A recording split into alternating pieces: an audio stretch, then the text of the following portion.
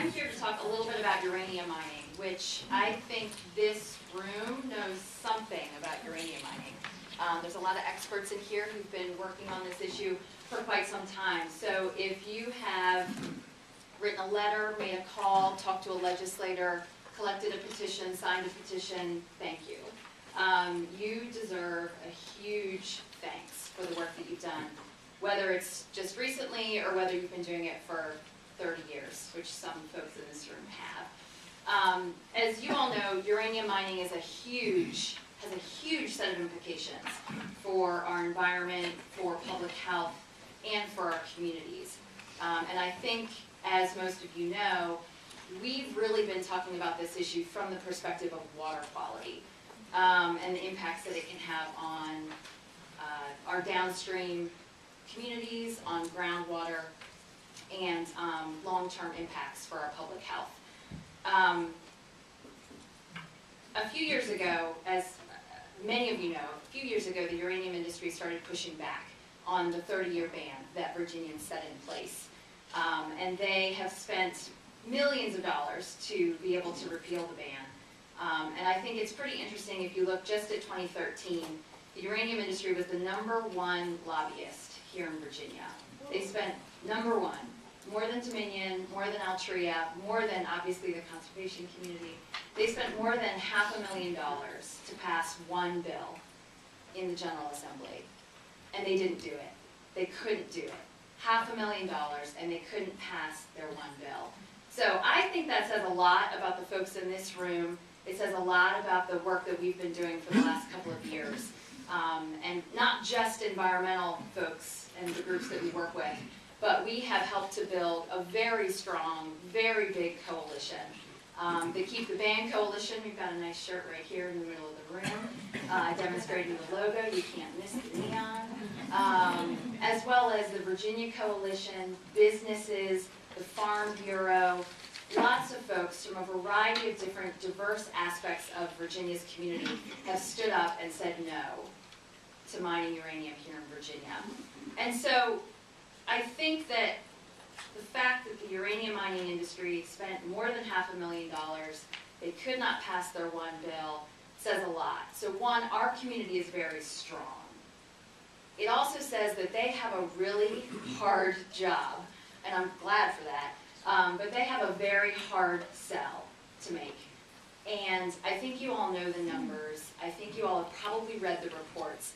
But a couple things that really are striking and are really helpful for our arguments as we talk to neighbors, as we talk to friends, and of course as we talk to legislators, that I want to just put on your radar screens, which you probably know these, but to me these are some of the most compelling. First of all, the risk to Virginia financially is huge. $11 billion is what a state commission study says the risk to Virginia could be. We don't know if it's going to be less, we don't know if it's going to be more, but $11 billion is a tremendous amount of money. It's actually a third of what the Commonwealth spends in a year. So could you imagine taking that money and instead of using it for the many, many, many things that we use that money for, and only spend it on cleaning up uranium mining and helping to repair communities that uranium mining would hurt. So $11 billion, huge amount of money. I already mentioned the damage to downstream drinking water sources. But that, for us, I think is a huge environmental, public health, and most importantly, economic factor that we need to talk about. So millions of people will be getting their drinking water downstream of Coles Hill and where it's being proposed. You open up one mine, you open up many. And so really, a whole swath of Virginia's drinking water is at risk. Fairfax water is at risk because of potential mines that are in the Fairfax-Loudoun area. So when you think about the amount of money that people would have to pay to clean up drinking water sources or drill another well or drill a deeper well on a property, millions of dollars. And of course it's us, the taxpayers, citizens, homeowners, that would be paying for those costs. And then another big one that I think has really been a very strong argument for us is the damage that would happen to agriculture and to tourism. Those two industries are likely to see a 20% loss in their profits. Hundreds of millions of dollars lost. Profits lost, jobs lost, loss of tax revenue for the state. That's a huge thing that legislators care about. Number one industry here in Virginia is agriculture. So I'm not an economist. I don't know if anybody in the room is an economist, but these are the best arguments that I believe we have to stop uranium mining. And when you look at the work that we've been doing over the years, it's not necessarily the environmental argument that grabs legislators. And while for me that is a very compelling argument, the protection of our natural resources, the protection of habitat and ecosystems, I care a lot about those things.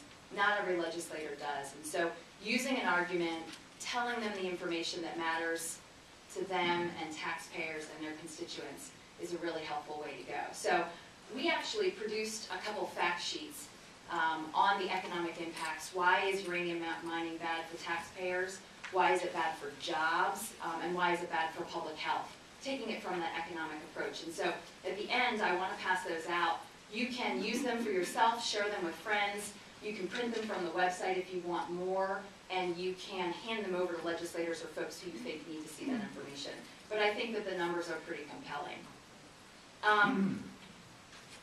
And so I imagine most of you all know most of those things. And so in 2013, when Senator John Watkins, who's my senator, dropped Bill 1353 to lift the ban on uranium mining, it was a really great day when he pulled that bill from committee. It was a great day for our environment, for public health, and for the economy. And I think we took kind of one sigh of relief when the bill was pulled, and then we kept on working. Because we know, and I think you all know, that the uranium mining industry, they're not stopping. They are not going to stop until they are absolutely sure that they can't lift the ban. And I don't think we're there yet. So while Senator Watkins wasn't able to get his bill out of committee, something's coming back. We don't know what it's going to look like. We don't know exactly when it's going to be, but something is definitely coming back. And while we have the governor-elect on our side right now, which will be a great 4-year reprieve, hopefully, on this issue, we absolutely cannot stop our work. So the Keep the Ban Coalition is going to stay strong for the next 4 years. We don't know who the next governor after Governor McAuliffe will be. And so we need to make sure that legislators are still on board for the long term. And of course, politicians are politicians. We don't necessarily expect every single one to stick to their word. And so we're going to make sure people change their mind. And so we want to make sure that Governor-elect McAuliffe does keep his word. I think he's pretty strong on this issue, but things change. Where are we going to be in 3.5 years? I'm not sure. So we need to keep up the fight, keep up the conversations, keep up the work to make sure that the governor-elect remains strong on this issue and that 140 other legislators also remain strong on this issue. Now, as for what I think we might see in the 2014 session, I don't think we're going to see a bill like 1353. I don't think we're going to see a direct attack of a bill on the uranium mining ban. At this point, because the governor-elect made his statement that he would veto any bill that hit his desk to lift the ban, I think some legislators would lose some political capital. They would lose a little bit if they pushed hard for a bill that they know is going to be vetoed. Some legislators are very excited to put another bill in, but they're still not going to have the votes. They didn't have the votes in 2013. They're not going to have the votes in 2014 when it's sure to be vetoed. But that doesn't mean that other attacks on our clean water protections, other attacks that help pave the way for uranium mining won't be popping up. So we need to wait. We need to see exactly what those are. And obviously the conservation groups here in this room, I think we all scour every single bill that gets dropped. You all might do the same as well. Scour every single bill that gets dropped and think about the implications that those bills have. And so we will definitely be watching them with an eye towards, is this at all related to the uranium mining industry? Is there any way that this bill will help them in the long run with their fight to lift the ban? And so again, I don't think we'll see 1353 again, nothing quite like it, but there are potential opportunities for shenanigans on uranium mining. So my bottom line here is we have a long road to go. We need to keep fighting. The Keep the Band Coalition needs more support. We need more coalition support, more farmers, more businesses, more Republicans, more Tea Party folks, whoever it is on any end of the political spectrum that doesn't want uranium mining, we want them to be standing up and talking about it. And so as environmentalists, getting a diverse audience of support is really helpful for us. And of course, again, the economic arguments, I think, are the strongest arguments we have for keeping the ban here in Virginia. So I wanted to talk about what we see is perhaps the most significant milestone in the restoration of the Chesapeake Bay, as well as our local rivers and streams.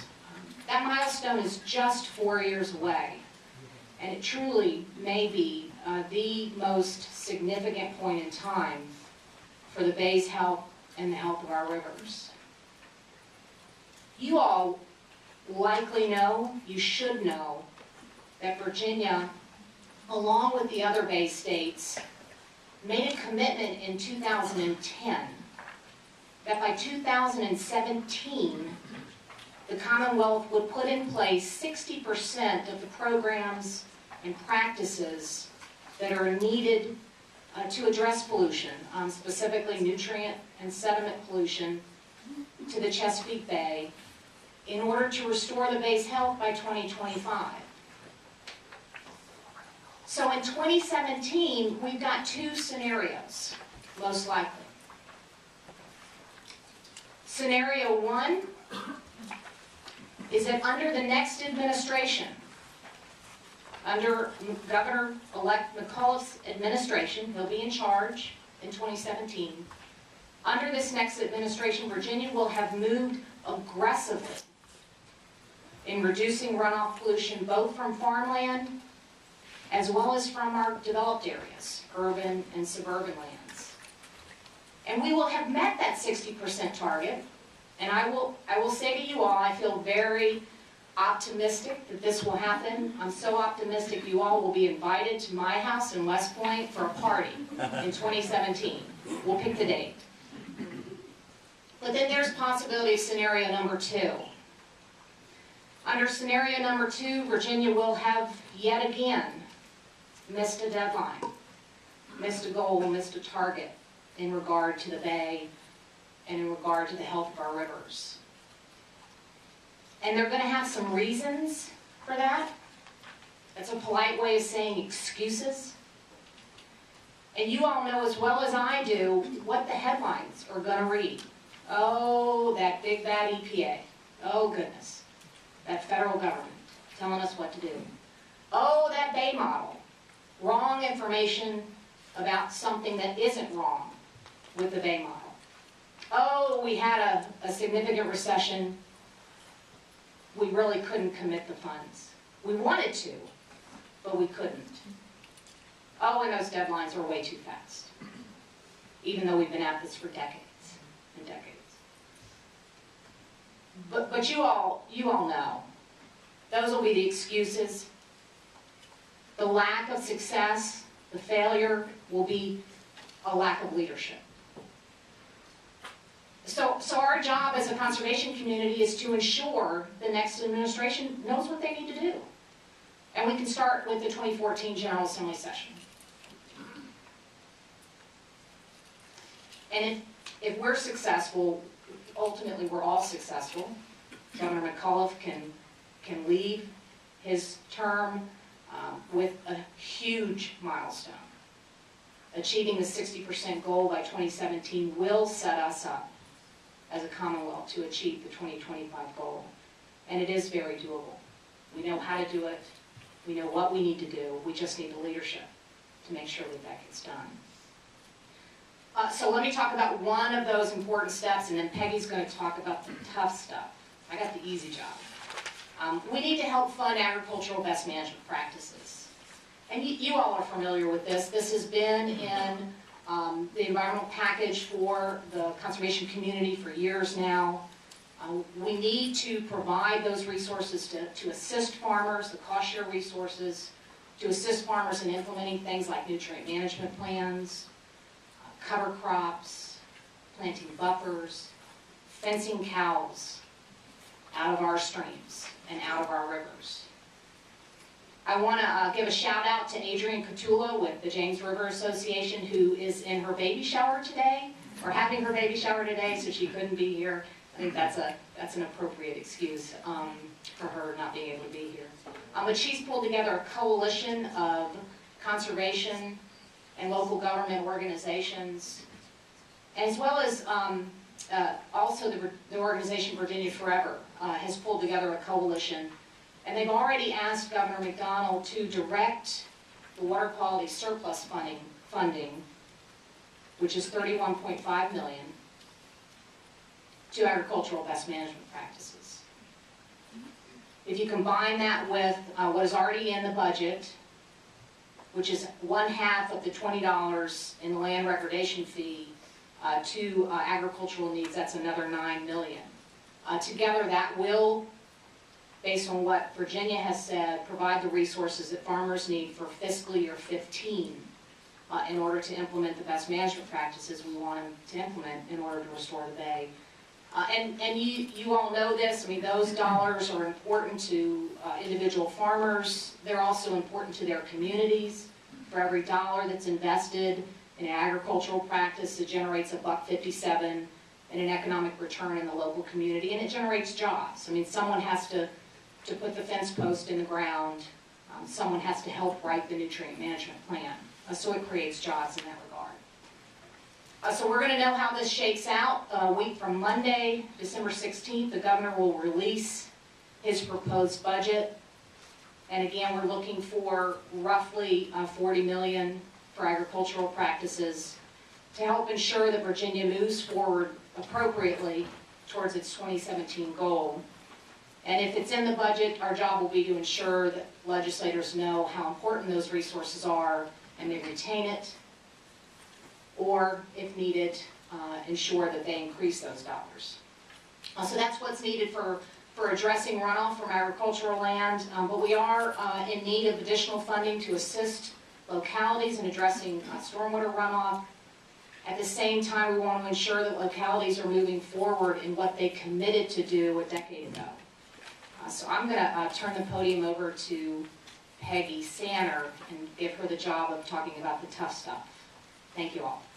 Don't let Ann fool you. There is no easy work here. But I will say it is true that stormwater work is, has the aura of wonky technical stuff, and it sometimes causes people's eyes to glaze over. I don't know why. You all know what stormwater is. It's polluted runoff from all the impervious surfaces that we use, live on, work with, add to every day. Roofs, sidewalks, roads, you name it. All that area allows rainwater to not infiltrate into the soil where it can get cleaned up and slowed down and other good things. No, it races across those surfaces, picks up pollutants, nutrients, sediments, some toxins, other nasty stuff, picks up heat, clogs the drains of municipal systems, and enters our waterways with its load of bad stuff. And I think you all know that it's a major source, in fact, the only major source of nutrient and sediment pollution that is still growing. Others are problems, but at least we've started to turn the tide. Virginia and Bay States still have a major set of work ahead with respect to controlling pollution from runoff. So as Ann indicated, today we are almost exactly 3 years after the issuance of the blueprint, the Bay TMDL, Virginia's Watershed Implementation Plan. And in that blueprint, Virginia committed to addressing all forms of, all major sources of polluted runoff, of nutrient and sediment pollution. And now the Commonwealth is actually on the brink of some major progress in this area. You might remember last year in the General Assembly session, the legislature, the governor, created a fund, the Stormwater Local Assistance Fund, and funded it with $35 million to aid localities as they, on a local level, create and implement improvements to their systems. We are asking, and I say we, that is not just CBF, but it's a broad coalition of folks. We are asking the General Assembly and the governor to do the same, that is add more money to that fund, but this year we're asking for a larger piece, which is $50 million. We have recognized, of course, it's a big ask, it's always a big chunk of money. We have begun to hear some positive noises from some significant legislators about possibly supporting it, not committing to how much, but keep your eyes and ears tuned to further news on that. Equally potentially positive is the July 1, 2014 date, which is the slated implementation date for Virginia's new, more stringent stormwater management regulations, and the slated implementation date of a new construction permit under which all operators, or most of them, would be permitted to engage in land disturbing activities across the state. Those are very good developments. I'll tell you more about them, but I'm just here to tell you that as we approach the date, many are voicing a very old refrain. Too much, too soon, too expensive, too hard, we need more time. Okay. It's really hard to deal with that, but we will do that. We anticipate, in connection with that effort, two major sets of legislation in perhaps a plethora of different bills. The first set will address the stormwater management regulations, and it will, we anticipate, amount to a broad-based attack on that implementation date. Push it back, make it go away, at least for the time being. We don't want to have to do it now. We have heard there will be legislation that says it's got to be pushed back everywhere across the state for a year or more. We have heard that some people say, oh well, there's the Bay and the Bay watershed, we're not going to tamper with that, so we'll push back the deadline only for what we know as the Southern Rivers portion of the state, anything outside the Bay watershed. Okay, maybe that's got some merit to it, but think about this. We understand the definition, the line between what would be pushed back and what would not be pushed back is, if you're in a locality that has less than 10% of the area in the Bay watershed, then you too can push it back. And that includes places like Roanoke that has 10.6% area in the Bay watershed. It includes, think about the map of the watershed in Virginia, a whole swath of states across the south side, which would, under this kind of legislation, be permitted to have an additional delay in implementation of the new stormwater management regulations. We've also heard there will be other legislation that might allow these new stormwater management legislation proposals to be delayed in part, at least the part that would require the localities to take control. DEQ then, under these proposals, would take charge of ensuring that the water quality protective provisions would go forward. We don't know what the final set of bills will be, but when you think about what delay means, keep in mind really how long Virginia has been at the process of trying to curb pollution from stormwater polluted runoff. Here are some important dates. 2004, that's 10 years ago, the General Assembly said for tidewater localities, they needed to have a local program that was more stringent, more controlling, better, more effective in terms of pollution reduction. Other localities didn't have to have one. They were allowed to have Richmond, then the Department of Conservation and Recreation to handle it. That was 2004. In 2006, the General Assembly postponed it. In 2009, that was supposed to go into effect at that point, it was postponed again. It was postponed again in 2010. At that time, the General Assembly said, okay, we have to reconfigure this, we have to make it consistent with the Bay TMDL. And indeed, this long-term stakeholder group doing just that. They came up with a new set of regulations in 2011, slated to go into effect July 1, 2013. 2013 comes around, every locality in the state is given another year's extension.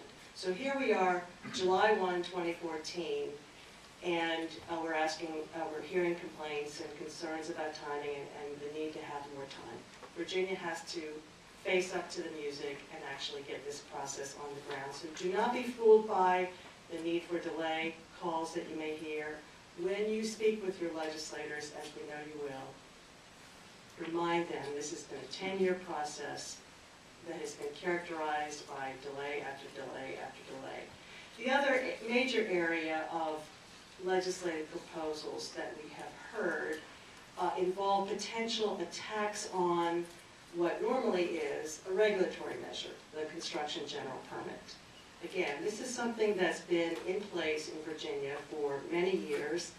It's been tweaked as a result of a long process involving stakeholders from the development community, from the conservation community, from localities. That process reached a conclusion. The permit is now, in fact, going before the Water Board in 2017, and we're hearing the possibility that legislators will be asked to put a brake on at least some portions of that draft permit. Again, these are very technical, and we don't know exactly what they will entail, but let's just let me give you some possible examples. Common plans of development. Picture a large development project covering many thousands of acres or hundreds of acres. The major developer has a permit, is required to ensure that all the development complies with it. What about smaller sort of infill projects where other developers actually take charge and do the land disturbing and do the building? Will they have to be subject to a permit? Not clear, possibly no. The permit now includes requirements. Permittee has to ensure that the project is stabilized more quickly, has to ensure that the inspections are done rapidly, many other things. One of those other things is the contractor has to adhere to the stormwater management regulations. It's a kind of a seamless web. You have the permit that regulates land disturbance, active construction, and you have the stormwater management regulations, which require appropriate designs to keep limits on the pollution that runs off. So it makes sense that the contractor be required to follow both pieces. We are hearing that the stormwater management obligation may be taken out of the permit. This would be bad for enforcement, it would be bad for compliance. We are opposing that. We hear there are other things that may happen to this permit, some of which, again, we can't evaluate. There may be a streamlined proposal for evaluating proprietary best management practices that can be used to meet the permit requirements. Might be good, might be bad. We are hearing requirements that suggest that localities may need to have adjustments to the fee provisions that relate to their stormwater management plans. That might be okay, it might not be. We will keep our fingers crossed to see how that goes. Much remains to be seen, that's the bottom line, in what will happen by way of introduced bills. But the drumbeat of concern from localities is pretty steady, pretty ominous. We are hearing that localities in their complaints are getting a receptive, positive hearing by legislators on both sides of the aisle.